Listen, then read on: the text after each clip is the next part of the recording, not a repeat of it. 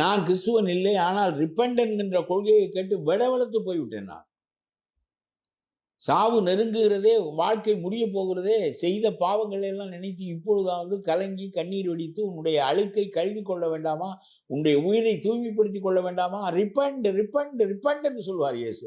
இது மாதிரி ஒரு கோட்பாடு நான் உலக மதத்தில் எந்த மதத்திலும் காணவில்லை. எல்லா மதங்களையும் படிப்பேன். நான் செய்தால் அதற்குரிய தண்டனை உன்னை விடாது என்று சொல்வதை நான் கேட்டிருக்கிறேனே தவிர, எப்பொழுதாவது ஏதாவது ஒரு நேரத்தில் இறங்கு, அதற்கு பிறகு அந்த தவறை செய்யாதே.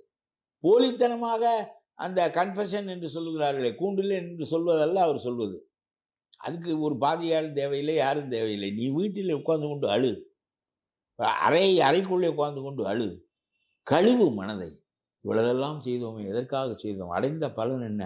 அவன் துடித்து செத்தானே, அவன் அழிந்தானே, அந்த குடும்பமே அழிந்தது, இதற்கெல்லாம் காரணமாக இருந்தோமே. கர்த்தரே, நம் மன்னியுங்கள் என்று நீ அழுதால் அந்த பாவங்கள் கழுவப்பட்டு விடும். மீதி காலத்தில் அந்த தவறுகளை